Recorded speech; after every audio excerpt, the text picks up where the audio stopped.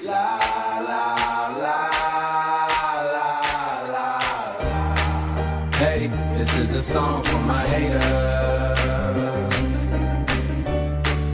Yeah, you got me feeling like the greatest. Rowe dropping the pass in trouble. He gets the pass away over the middle, and it's picked off at the 20-yard line. Dansby makes the interception.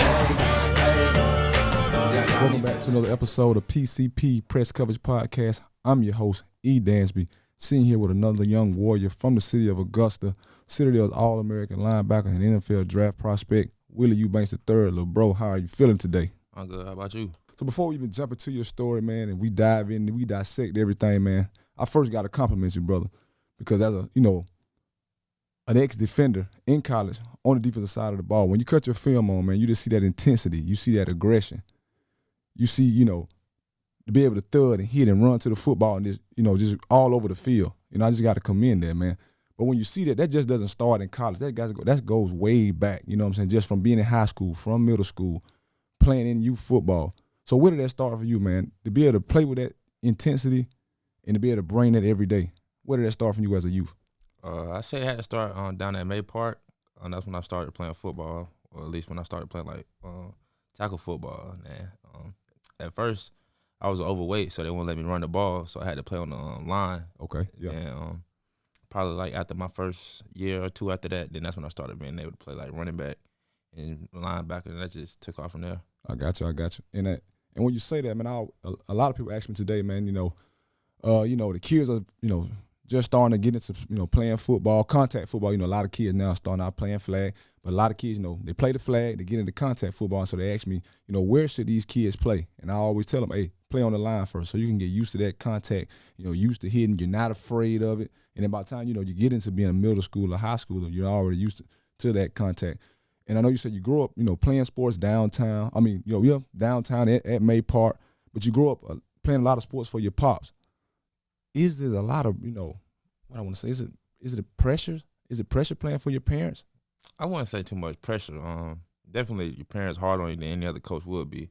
So, playing for my dad, he coached me all the way up from rec league all the way up to high school. So he just always pushed me to probably be the best I could be. Even when I thought I had a good game, he probably still said I probably did something wrong. So he was my biggest critique, and I always just wanted me to get better, do better each and every day. Right. And that's just what parents do, man. And as you see, some people just can't, some guys can coach their sons, and some guys or women can't coach their sons or daughters because it's just it's pressure and it's just an expectation. But, when a parent can find out, an even balance, man, that's good.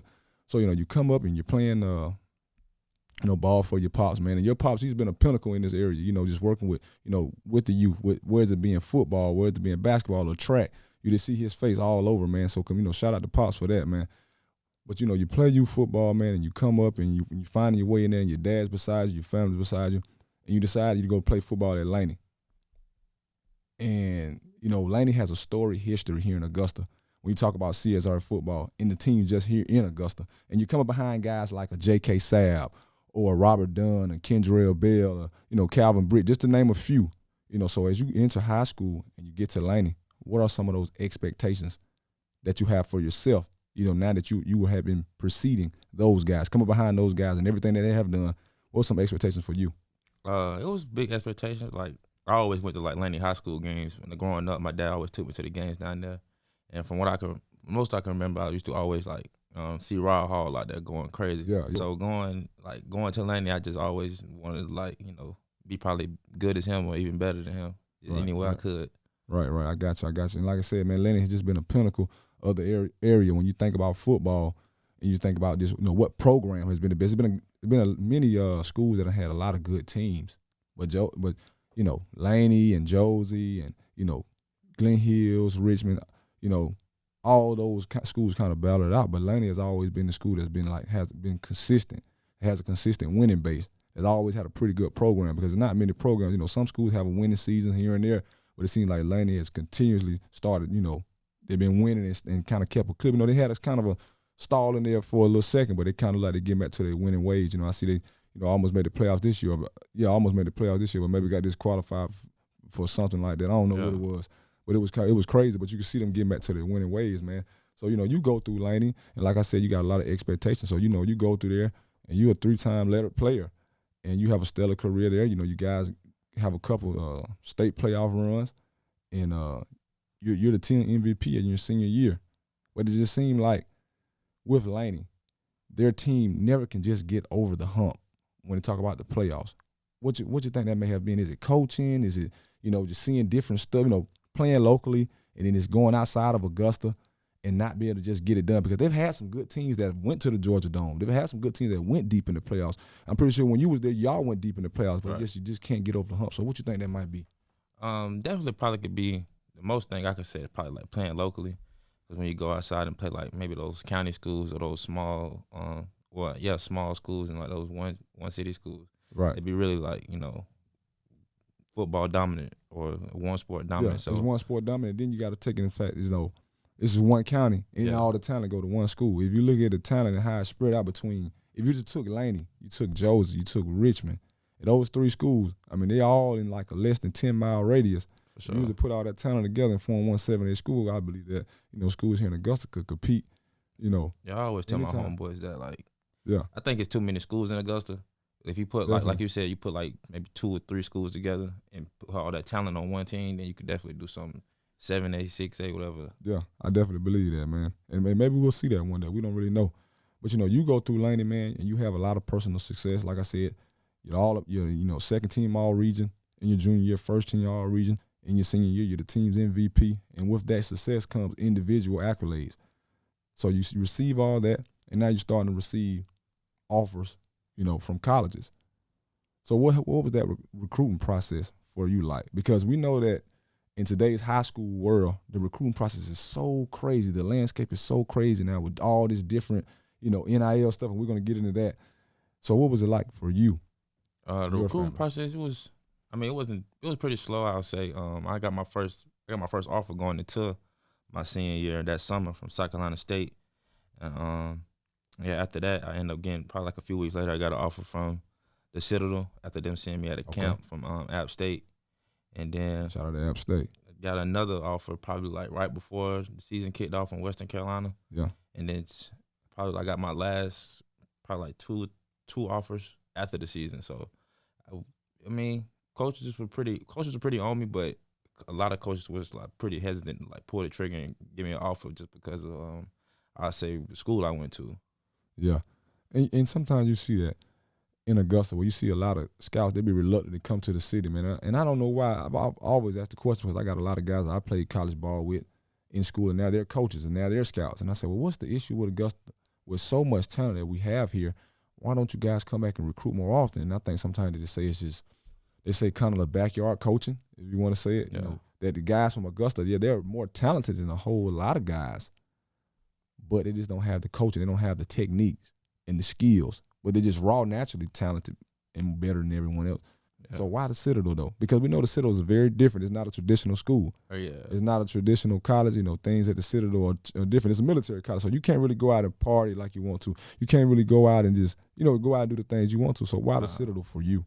I chose the Citadel because they were just like the only school recruiting me throughout the whole process. Like once they offered me from the day they offered me in the summer all the way up until probably like I told them I was gonna come there. Right. They just always kept in contact with me and just made sure that they knew I was like a priority for them. Exactly. So I just wanted to go somewhere I felt like I would be wanted, and I know I could probably play on the field because the coaches was telling me that coming in I had a chance to play. So that's why I just wanted to go somewhere and just get on the field, honestly. Right. That's what's up, man, because, for a lot of guys, they want to know, what's my playing status? And, you want to be wanted in the recruiting process because, a lot of guys want to go to your Georgia, your Alabamas, your Clemsons, but they, these schools don't want you. So shout out to the Citadel for wanting you and them actually seeing you and projecting them in their program, man. So you get to the Citadel, man, and you playing behind guys like Noah Dawkins and many others.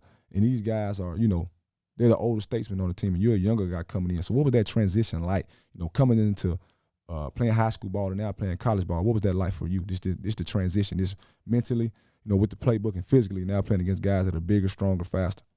The transition definitely was different, I'd say. 'Cause coming out of high school, I played running back and linebacker. So I would always try to reserve some energy for either offense or reserve some energy for defense. Right. But when I got to the Citadel, I was strictly playing defense. So I just knew I could just excel at that position at that time because honestly, linebacker is like a running back or quarterback of the defense. So I just always looked at it as like I try to figure out where the running back could go, where the quarterback could go, where the player probably go before it even happens. So that's the main reason I probably excel. But as far as like competition and skill set wise, it was definitely different. Like, you know, the guys stronger, bigger, faster. So I just had to, you know, develop quick. That's why when I got there, I was always trying to lift with, like you said, I was trying to lift with like Noah Dawkins and another guy named Miles Pierce who had a shot at the league. They just always try to follow behind their footsteps. What that's in the weight room, on the field, in the film room, just trying to learn from them as much as possible. Right. That's what's up, man. And I feel like a lot of guys, when they go in, they should, you know, get up under some of these older guys. Some of these guys that know the way, some of these guys that's credentialed in, you know, at the school. Get up under these guys, man, and see how they done it. You know what I'm saying? And see what type of success they have. And then you take it, and when you get your time, you'll be prepared when the time comes, man. So, you know, with being a collegiate athlete, you're also a student athlete. So you got to be able to, you know, you're juggling football, you're juggling academics, you're juggling your social life. So how was juggling things off the field? Because like you said, you know, you're just not there to play football. You're also there to be a student. You got, you know, your friends and your peers. So what were some of those things you had to adjust to off the field? A lot of stuff I had to adjust to. The main thing probably being like Citadel is a military school, so right. As far as on top of your schoolwork, you got to also do like, you know, probably be at formation at a certain time. Yeah, it ain't for everybody, man. Yeah, I know I don't know if I could have done that, but wear a uniform. But shout out to CJ, he helped me. CJ went to school. He went to Laney for a little bit, then ended up going to Forest Creek. So he went to Citadel as well and ran track for there. Right. So he ended up helping me out before I got to the school, just letting me know how to be and things like that. And but yeah, juggling, you know, just being a cadet athlete and also being a student athlete still. So it was pretty rough at first, but after a while you get used to it and, you know, manage time well. Right, exactly. And I think you said, I feel like it's rough for, you know, every student athlete. Once they get in and they kind of get their feet wet, and then as they, you know, get used to everything and everything gets consistent, you know, they kind of find their way. So, you know, it's 2017, man, and you only appear in 5 games, you make about 11 tackles. Your sophomore year comes, and you make like with your 80, you lead the league in tackles with 80. So what was like the difference between that freshman and sophomore year? You see such a big jump, but seen such a big leap in your performance on the field. What was the difference there? I say the biggest difference probably just like playing, honestly. Like I want to say the last game of the season, my freshman year, we ended up playing Clemson. Yeah. And we were getting blown out, but the coach ended up putting me in for probably maybe 2 or 3 defensive drives.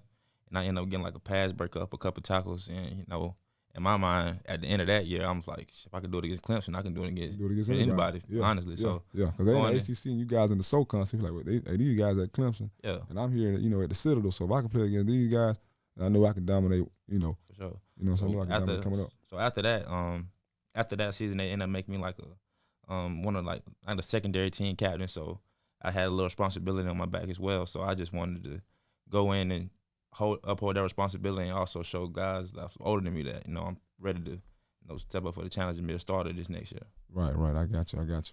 And I always tell, you know, young guys when I was playing, man, in my time, you know, the game got out of control, whether we were getting blown out or we were blowing somebody else out. Hey, man, take advantage of those reps later in the year because, you know, believe it or not, these coaches are looking for who are going to be the guys for the next year that's coming up. Who are these guys? You see what I'm saying? Who going to be our leaders? Who going to be our guys that we can plug and play? Because it's always going to be seniors that's going to move on, go on to the NFL or go on to do other things, and they're just not going to be in the program anymore. So, you know, I always thought that was big for guys to, you know, kind of come in, man, and just, you know, just come in and play late because I tell them, hey, look, you know, that's your opportunity right there. Don't waste it because, you know, the coach is going to go out and recruit here, and, you know, once the fall get in, they're back on the recruiting trail. So take advantage of all the reps that you get. So 2019, man, comes in, man, and you play all 12 games, man. 112 tackles, 4 sacks, an interception, and now you're becoming like a star in the SoCon conference, you know, and in your own right. So how was that? What's that? So what's that like? You know, from just being one of the guys, and you're always one of the guys, but just being one of the guys and now becoming known as one of the star players in not only at the Citadel but in the conference, man. So how was that for you? How was that evolution? How did you evolve into that? Main probably reason I say I involved was just looking back on what I did my sophomore year. You know, I was playing, like you said, I was playing beside Noah Dawkins, and just, you know, playing beside him, learning from him those 2 years. And once he ended up leaving and going to the league, you know, in my mind, I'm like, you know, if I play beside this dude, I can play. I can play in the league. Next up, you know what I'm saying? You got to lead these guys just like he done it, man. Shout out to Noah Dawkins and things he's doing in the NFL, man. Shout out to the Chicago Bears. Yeah, so going into that year, we had like a new defensive coordinator. Yeah. So a new whole defensive scheme, and basically he told me straight up, he was like, the defense really made for the linebackers to just go out and make plays throughout the whole game. So when he told me that, I was excited. It was ecstatic. So every game I just tried to go out and just play my best and do what I had to do to help the team win. And that's dope, man. That's what's up. Because I know I've been a part of some defensive rebuilds in college as well. And sometimes, you may be on a defense at first that doesn't go with your skill set, but then you may get in a defense that does, and that kind of happened with me, man. And you got a coach on your staff that I know, very well. Coach was Kevin Weston. Oh yeah, yeah, Coach Weston, man, good guy, man. He's from Tusculum. Before doing my tenure there, man, he was there for a few years, man, and I had a whole lot of success playing up under him, man. So I know, playing at the Citadel, he was gonna put you, in a good space, man. So, you're in your, 2019 is over with, man. You have this stellar career, and you get into 2020. And we're running to COVID. So now the opportunities are becoming less. So you play about 8 games total between 2020 and 21. And you miss 4 games because of injury, but you come back and still make 70 tackles, man. And you're still going on by your way. And you get into the 21 season. And now, because of everything you've done previous in 2018, in 2019, you're becoming known as an NFL draft prospect guy now. But you get hurt towards the end of that year. What's going through your head at that moment? The main thing going through my head is just like, just wanting to get back on the field and just prove, like, I'm still the same player I was the 2019 and 2018, and just, showing coaches whether that's like in the next level or coaches that on the same level, just showing them I'm still that guy. Right. Gotcha, man. And that's tough getting hurt your senior year because I experienced it, man. You're getting tough your senior year, man, and after you done made so many plays sophomore year, junior year, and then your senior year supposed to be a year where I can just come back and just let it all out and just leave it all on the table and just go out and play freely, and then you get slowed down by injury, and it's like, man, that kind of slowed me down. And with all the NFL in the draft buzz, you can't help but hear it. You can't help but see that and hear that, so you're excited, and then something like that just kind of slows you down, man. And, but big up you for just keeping your spirits up, man, because like I said, I've been there, man, been through it and seen it, from your lens. So, you go through your rehab process, you're trying to get back, man. NFL draft comes. Unfortunately, you don't hear your name. And when you look at it, 46 linebackers go in the 2022 draft this year. We know 46 guys aren't better than you. Yeah. You know what I mean? You know that, I know that. So when you see that, where's your mindset at now? Now that you're back home, you're rehabbing, you're doing everything you need to do to get back on the field. Where's you at now in your process? In my mind, I'm just thinking like, I just got to keep working, honestly, because that's it. I know eventually an opportunity going to come, and when the opportunity do present itself, I don't want to be, step behind or, out of shape or whatnot. So my whole time mind, is preparation. You got to be ready, man, because one thing I know, man, time is going to come on you, man. And like I said, you done so much, such a lot in college, and it's, the resume speaks for itself. So you will definitely get an opportunity, like you say, just got to be ready when an opportunity comes. You know what I mean? So while we're on the subject of college football, and before we transition to anything else, we're talking about NIL, man. When I bring college guys in here, I always want to speak on it because it's something very new. I didn't see it in my time. And in your time, it really wasn't prevalent. But we see it kind of on the back end of your collegiate career. Name, image, and likeness. And what you think about that? I think it's a good thing for college athletes because I feel like most college athletes don't see enough money for amount of, at least I know for football, we definitely don't see enough money for the amount of work we put in each and every day. From like football season really start for a college athlete in June, all the way up until maybe November, December. So sometimes it don't end there. Let's just say you a senior and you playing all the way from June all the way to the next March. Let's say you playing in bowl games, you playing in the Senior Bowl, you got the NFL Combine, and then you got the draft. So you may go a whole year and a half with no break. Yeah, it's a lot. No break. So I feel like, for players to receive money coming from, maybe with just their name, I feel like that's a good thing to help out. And just any kind of money, honestly, will help out a college athlete nowadays. Well, I tell people all the time, man, having a full ride scholarship is a blessing within itself, but it's not enough. As being a college athlete, we all know that. But a lot of people that may not looking at it from the inside, from the outside looking in, they may not see that. Well, these guys are going to get an education for free, but we know it takes more than just getting the free education to really balance, your college life, with playing sports and just being a student and being an everyday individual at the school. Yeah. You know what I'm saying? But do you think, my question is now, is that do you think that the NIL, does it take the amateurism out of collegiate football? Because you see now where it's kind of becoming like big business. In a sense, you would say that, Willie Eubanks, he's a guy, done his time at the Citadel, had a great tenure there, and he didn't get anything. But now you got a guy that's a freshman.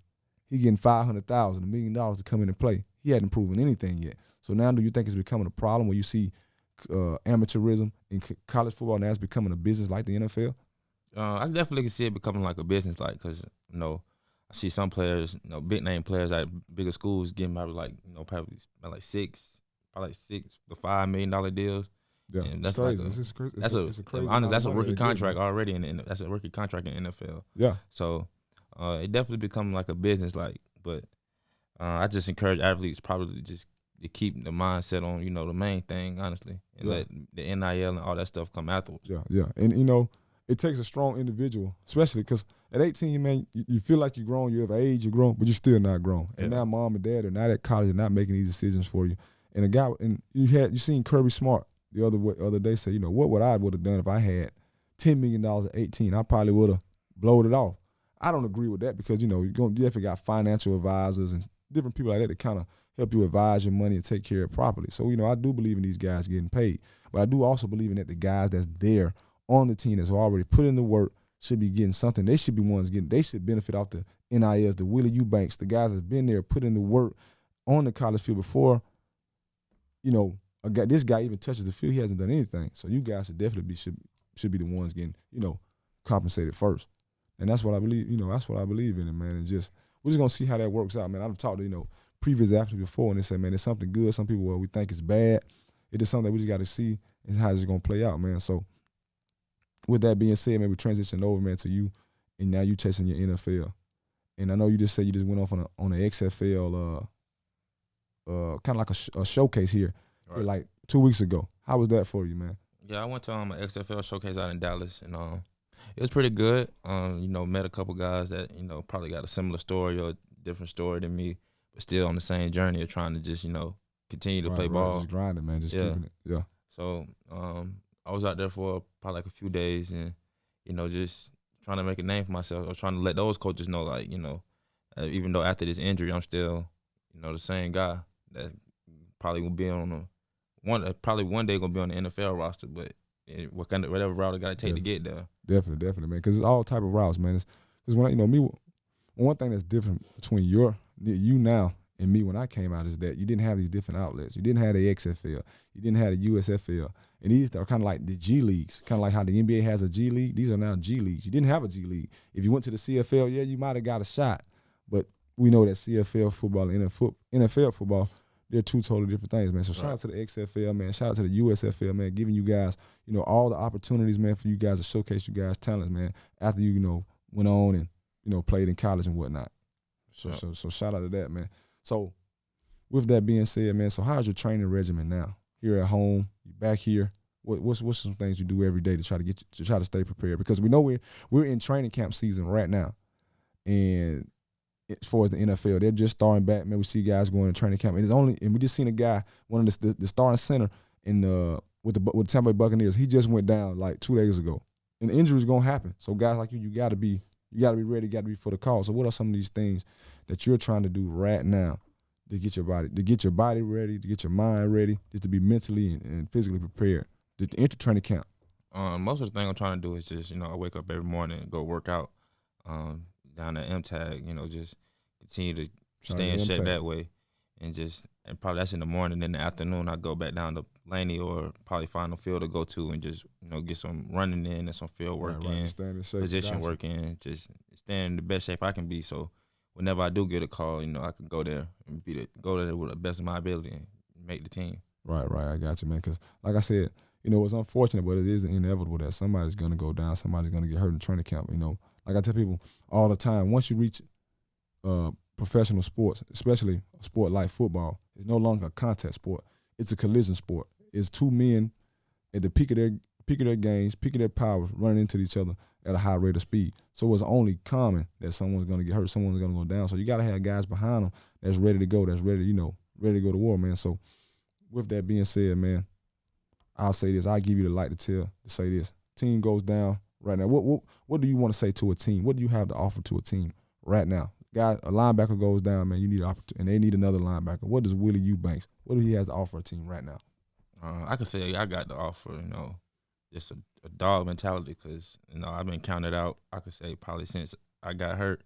And, ever since then, I just always had the mentality of, like, when I get that shot, I'm going to just have to take full advantage of it. So I can say I can probably offer probably the best special teams player that's probably going to be there, the best third or fourth string, maybe first team linebacker that's going to be there. Just, right. Just going there with a mindset mentality of is making the team. Because, yeah. And then just with my experience, man, just being in Carolina and being in Minnesota, you guys that are undrafted, you late round guys, you undrafted guys, you got to go in there with a mentality that, hey, by any means necessary, I'm going to make this football team.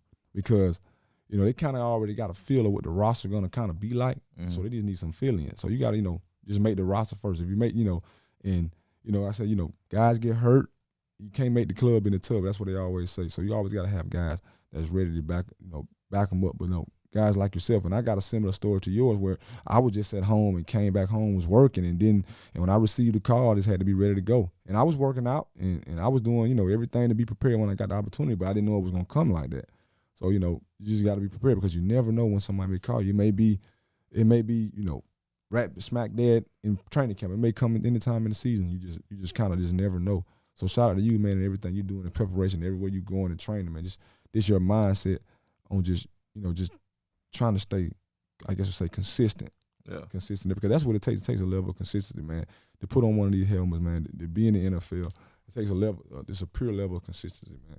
So I always try to end my podcast because you're such a role model here in Augusta, man. But whether you believe it or not, you're a role model here to someone, to some kid, to some child somewhere. Maybe not even here. Maybe somewhere out in the Citadel. Maybe a little guy or or a girl. They came and see you play, man. So what would be your advice to someone that want to be the next Willie Eubanks? They want to be a defensive player of the year, man. They want to get a shot at the league. What would be your advice to them?